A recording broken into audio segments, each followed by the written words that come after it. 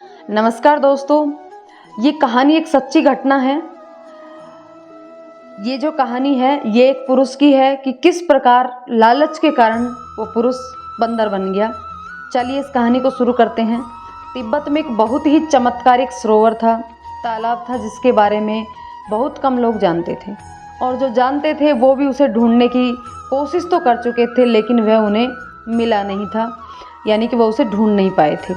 सरोवर इतना चमत्कारिक था कि यदि कोई इसमें डुबकी लगा ले तो उसकी काया पलट हो जाए, यदि जानवर डुबकी लगाए तो वो इंसान बन जाए और यदि इंसान डुबकी लगाए तो वो भगवान बन जाए। ऐसा चमत्कारिक तालाब काफ़ी कोशिश करने के बाद भी बहुत से लोगों को नहीं मिल पाया।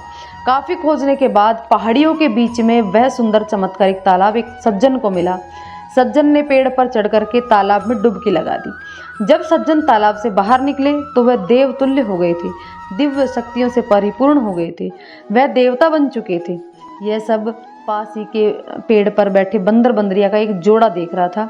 वह आपस में बात करने लगे कि देखो, हमारी आंखों के सामने ही इतना चमत्कारिक तालाब है और हमें इस बात का पता ही नहीं है।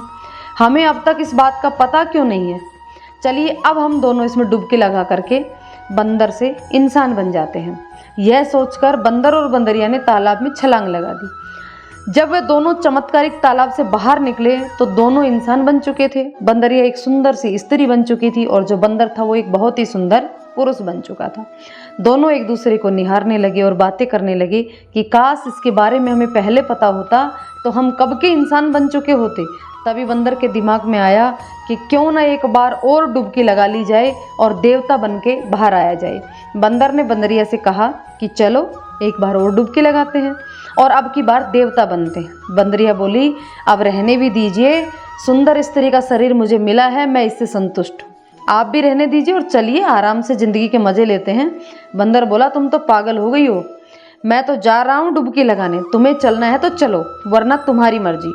यह कहकर बंदर ने तालाब में डुबकी लगा दी। और अब क्या होता है कि जब बंदर तालाब से बाहर आया तो वो वापस इंसान से बंदर बन चुका था और बंदरिया एक सुंदर स्त्री थी। अब एक राजा वहाँ से गुजरते हैं और उस सुंदर स्त्री को देख करके उसे शादी कर लेते हैं और उसे अपनी रानी बना करके ले जाते हैं और बंदर को एक मदारी पकड़ कर ले जाता है और बंदर का खेल दिखाते दिखाते वो उस राजमहल में पहुंच जाता है जहां पर राजा और बंदरिया, यानी कि वो सुंदर स्त्री जो कि रानी बन चुकी थी, सिंहासन पर बैठे थे। बंदर के सामने ही उस बंदरिया को एक सुंदर रानी के रूप में सिंहासन पर विराजमान देखकर बंदर चाह कर भी कुछ नहीं कर सकता था।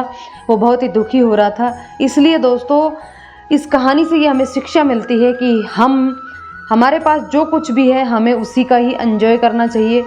ज़्यादा की चाह में और ज़्यादा की चाह में हम वो भी खो देते हैं जो हमारे पास होता है। एक बार विचार ज़रूर कीजिएगा कि क्या हमें बहुत ज़्यादा की इच्छा में जो हमारे पास है उसको भी गवा देना चाहिए या फिर जो हमारे पास है उसका आनंद उठाना चाहिए। दोस्तों कमेंट करके बताइएगा कहानी कैसी लगी और चैनल को सब्सक्राइब जरूर कर लीजिएगा।